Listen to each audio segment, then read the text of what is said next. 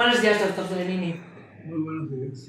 En la Fundación Practicum tenemos la suerte de contar hoy con el doctor Jorge Tremini, uno de los cardiocirujanos más brillantes de Argentina y con una trayectoria internacional muy notable.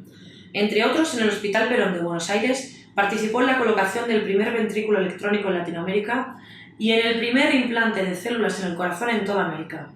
En los últimos años, su principal foco de atención ha sido la medicina de la complejidad. De hecho, es director científico de la Cátedra de Educación Médica del Instituto Practicum y la Universidad Católica de Murcia. Pregunta obligada de partida, doctor Tremini. ¿Qué es la medicina de la complejidad? Habla usted en sus presentaciones de una ruptura con la ciencia clásica. ¿Cómo se traslada esto a su visión de las cosas? La medicina clásica ha tenido la virtud de construir un gran postulado sobre el organismo y sus mecanismos de acción. Pero como sucedió con todas las ciencias, ha ido diversificando sus ramas hasta el punto que los conocimientos quedaron muy fragmentados, muy divididos entre las distintas disciplinas. De hecho, el organismo humano en este conocimiento divisorio que ha hecho, ha dividido la célula del órgano, el órgano del cuerpo y el cuerpo de la mente.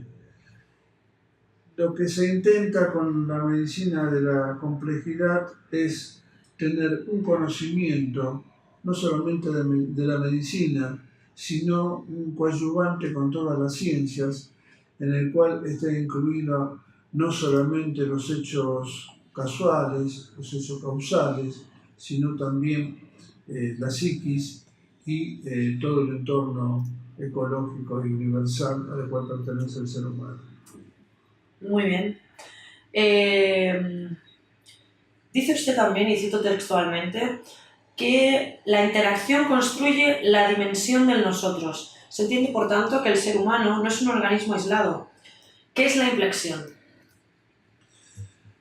Esta es una muy buena pregunta, porque es lo que ha sucedido con el conocimiento científico desde hace prácticamente un siglo, en el cual las ciencias se han ido uniendo en este postulado de apuntar todo como objetivo al hombre, y las herramientas que hoy contamos, como la física cuántica, nos han hecho ver un mundo absolutamente holístico, un mundo en el cual está entrelazado, en el cual todas las partículas que componen y no componen, que están en el universo, no están aisladas, sino que están profundamente interrelacionadas.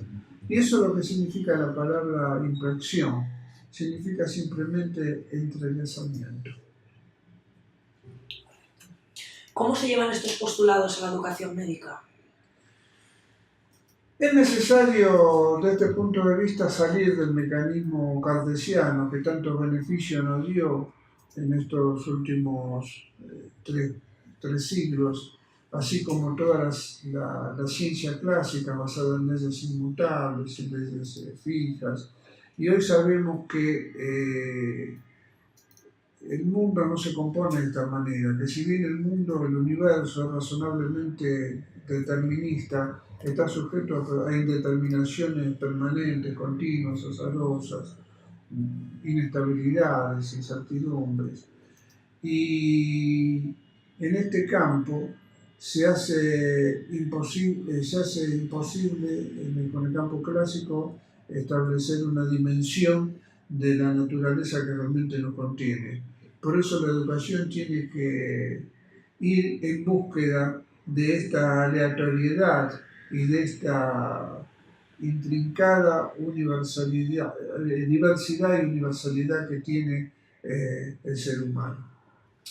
¿Dónde queda la vocación en los tiempos que corren?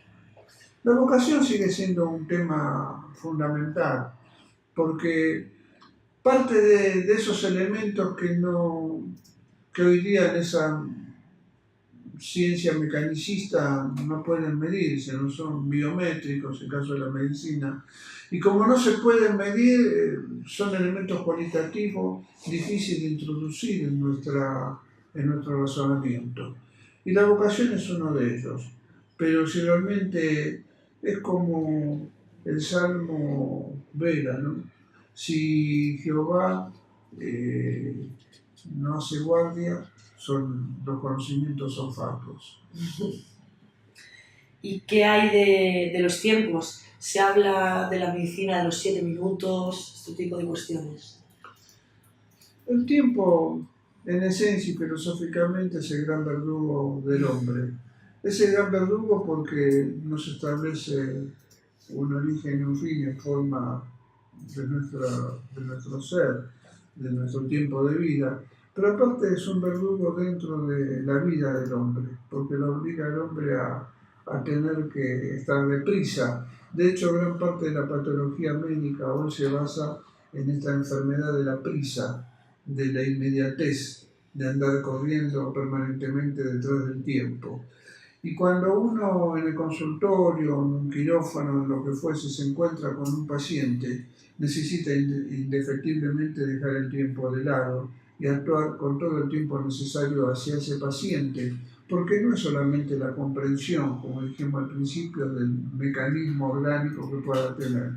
No vamos a conseguir nada estudiando el mecanismo orgánico si no incorporamos todas las variantes que tienen que ver con sus sentimientos, con sus responsabilidades, con su miedo, con su angustia, situación que nos acaece a todos cuando estamos enfermos. Por eso el enfermo necesita un tiempo que no podemos delimitarlo previamente, sino que privativo de esa interrelación que se da en un determinado momento, que es única, entre sujeto médico y sujeto paciente. Acabamos de referirse a la medicina mecanicista. ¿Qué futuro le augura usted la medicina? Evidentemente, la medicina ha tenido un gran avance tecnológico y ha tenido también una colectivización donde cada vez más poblaciones pudieron acceder a ella.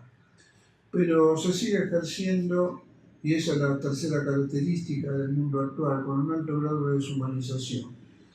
No solamente porque podamos pensar que un determinado médico no tiene la vocación por serlo, sino que los sistemas médicos concurren a eso, en relación, usted hablaba recién del tiempo de atención del paciente, y sino también en la necesidad de comprender no solamente el órgano que estamos atendiendo, sino que detrás de un órgano hay un sentimiento. Detrás de un sentimiento hay un hombre, detrás de ese hombre está la sociedad en la cual ese hombre está absolutamente entrelazado. Y los factores de diagnóstico y curación tienen que ir en búsqueda de todos esos factores psicosociales. Muy bien. Afirma usted que posiblemente en medicina el déficit de conocimiento no sea tan grave como el déficit del factor humano. Es un poco lo que veníamos comentando. ¿Podría desarrollar esta idea del factor humano para hacer caso al enfermo? El factor humano sí, el factor humano es lo que se ha introducido a través de esta medicina holística que tiene como fin entender en el proceso tanto de la enfermedad como de la curación todos los factores psicosociales que el enfermo tiene y que son causas influyentes y muy profundas en el proceso de la enfermedad como en el proceso de la curación. Y no porque no puedan ser medidos dejan de ser tan importante como la toma de la presión arterial o del pulso o de cualquier sistema que se puede llevar a la biométrica. Y si la intuición es la capacidad para pasar del estímulo a la respuesta o del problema a la solución, ¿hasta qué punto cree que redunda en beneficio de esta el entrenamiento del razonamiento clínico?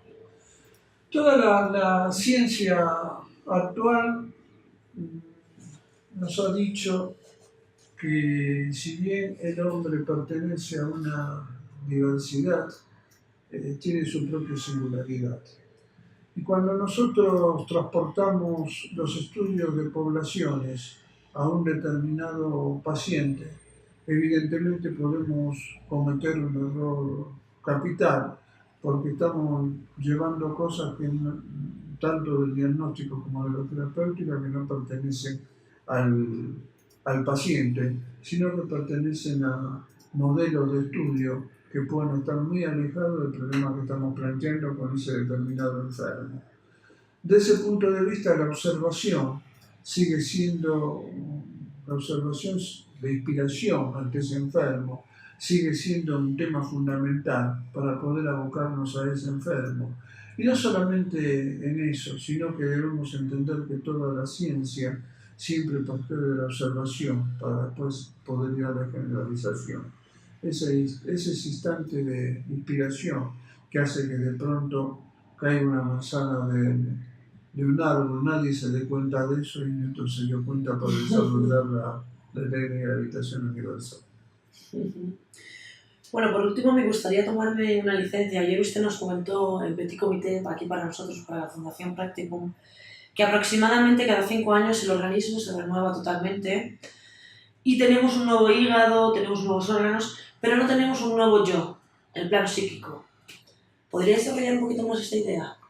Sí, bueno, viene también de la mecánica cartesiana, de dividir el cuerpo de la mente.